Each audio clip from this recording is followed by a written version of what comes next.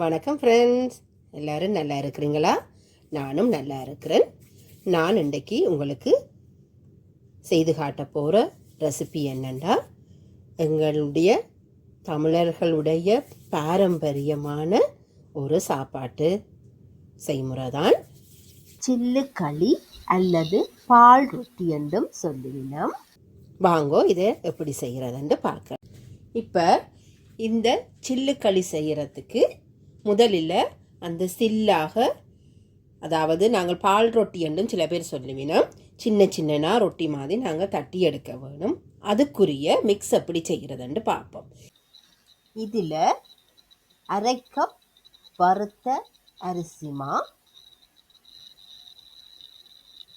1/4 cup அவித்த கோதுமைமா, அதாவது steam all purpose flour, 1/4 cup வறுத்த உளுத்தம்மா சேர்த்துக்கொள்ள வேண்டும். அதோட தேவையான அளவு உப்பு சேர்த்துக்கொள்ளுங்க.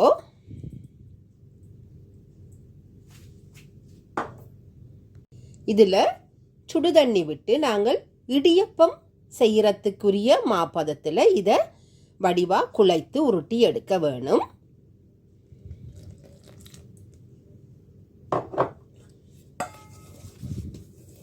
கொஞ்சம் கொஞ்சமாக விட்டு, அளவான தண்ணி தேவையான அளவுக்கு விட்டு, இதை இடியப்பம் புளியறதுக்கு தேவையான அளவில் அந்த பதத்தில் குழைத்து எடுத்துக்கொள்ள வேணும்.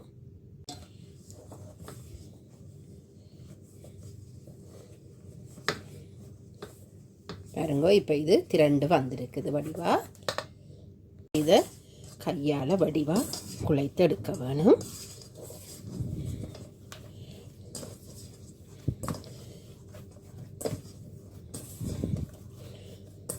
வடிவாக ஸ்மூத்தான ஒரு கலவையாக இதை நீங்கள் குழைத்து எடுத்துக்கொள்ளுங்க. வடிவாக குழைத்து எடுத்தாச்சு. இப்போ இதில் ஒரு பகுதியை எடுத்து உங்களோட கையில் வச்சிருக்கிற அளவுக்கு இதை இப்படி பிடித்து எடுத்துக்கொள்ளுங்க. இந்த மாவை மூடி ஒரு சைடில் வச்சுக்கொள்ளுங்க. ஒரு தட்டெடுத்து, நீங்கள் எண்ணெய் எதுவுமே பூச தேவையில்லை, நான் பூசுறதில்லை, எண்ணெய் எதுவுமே பூச தேவையில்லை. இப்படி பிடித்து கொண்டு நீங்கள் இந்த கையில் வச்சபடியே நீங்கள் இதை கொஞ்சம் கொஞ்சமாக அளவான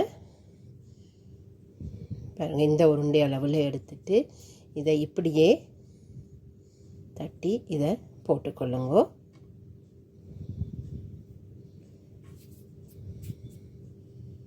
பாருங்க, இப்படி வட்ட வடிவில் வந்தான்னா அதை நீங்கள் இதில் அப்படியே எடுத்துக்கொள்ளுங்க. இப்படி முழு மாவையும் நீங்கள் உங்களுக்கு தேவையான வட்ட வடிவத்தில், சின்னதாக இருந்தால் கூட நல்லம், இப்படி தட்டி தட்டி எடுத்துக்கொள்ள வேணும்.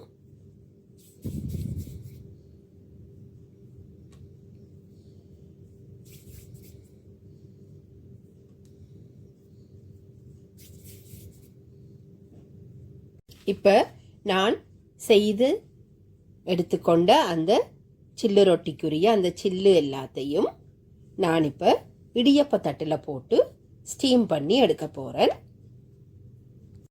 இது நான் இப்போ ஸ்டீம் பண்ணி எடுத்துட்டேன்.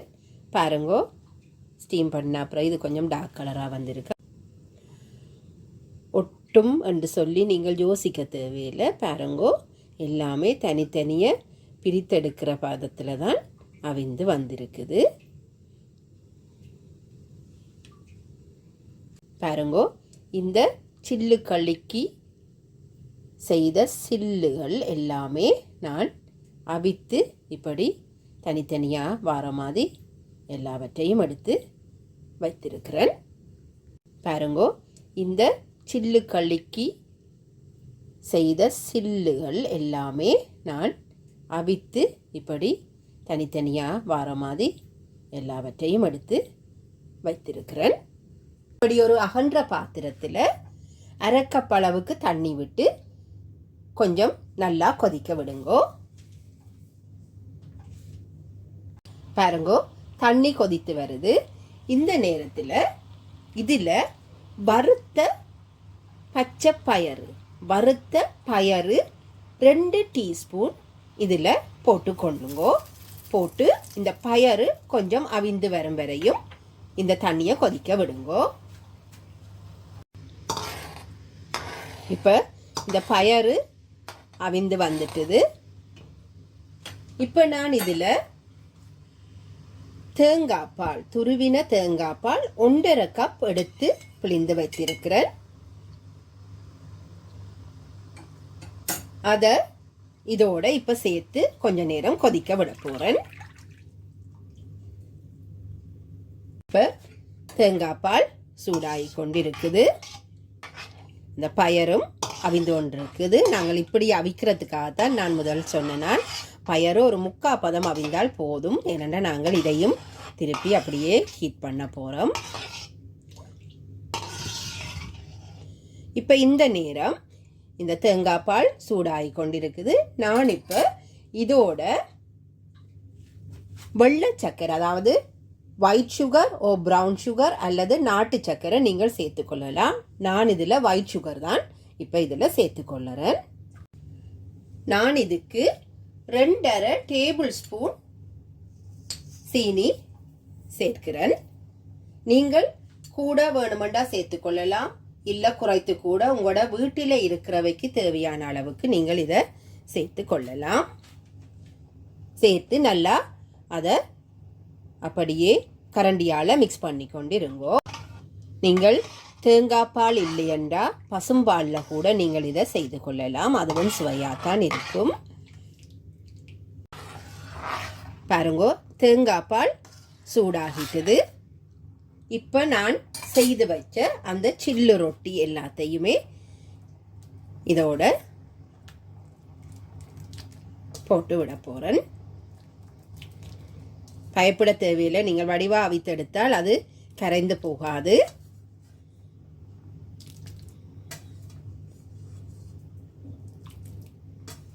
நீங்கள் கரண்டியால் கிளறினா கூட அது கரைந்து போகாது. வடிவாக அவித்து எடுத்துக்கொண்டா சரி.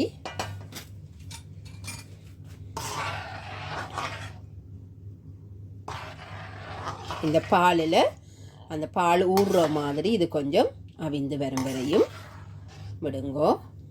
ஒரு 5 நிமிடம் நீங்கள் இதை பாலில் கொதிக்க விட்டால் நல்லது. அடுப்பை நீங்கள் மீடியம் ஹீட்லேயே வைத்துக்கொள்ளுங்கோ.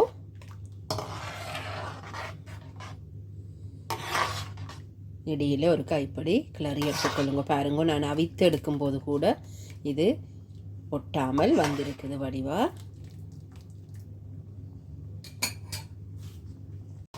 பாருங்க, இப்போ பால் கொஞ்சமாக திக்காக தொடங்குது.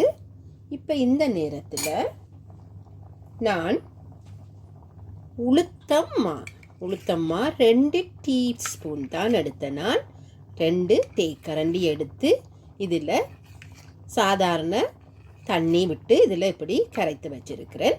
இந்த கரைசலை நான் இப்போ இதில் சேர்த்துக்கொள்ள போகிறேன்.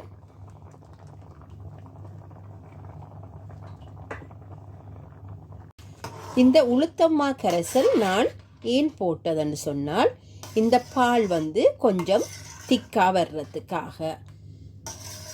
நாங்கள் செய்கிறது சில்லு களி, அந்த களின்ற பதத்துக்கு கொஞ்சம் அந்த பால் திக்காக வேணும் என்றதுக்காகத்தான் நான் இதை இந்த உளுத்தம்மா போட்டேன்னா. நீங்கள் அரிசிமா கூட இப்படி கொஞ்சம் கரைத்து போட்டுக்கொள்ளலாம்.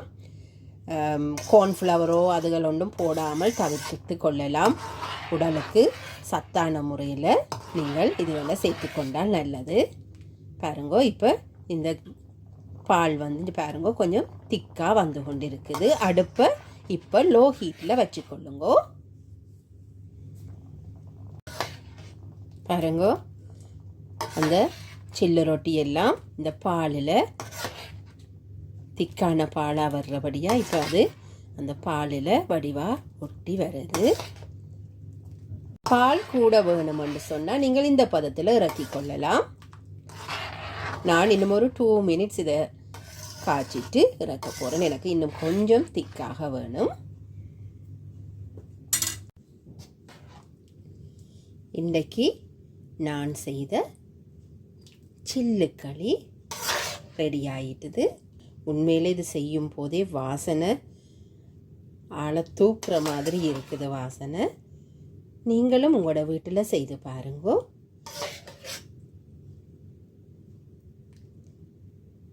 உங்களோட கமெண்ட்டை என்னோட ஷேர் பண்ணிக்கொள்ளுங்கோ. அப்போ தான் எனக்கு உங்களுக்கு உங்களுடைய தேவைகள் என்னென்று எனக்கு அறியக்கூடியதாக இருக்கும்.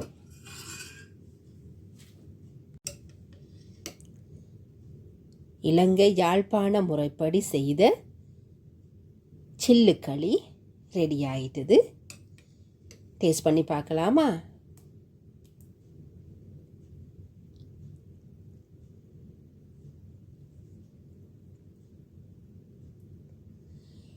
மீண்டும் இன்னொரு வீடியோவில் உங்களை சந்திக்கிற வரைக்கும் தேங்க்யூ.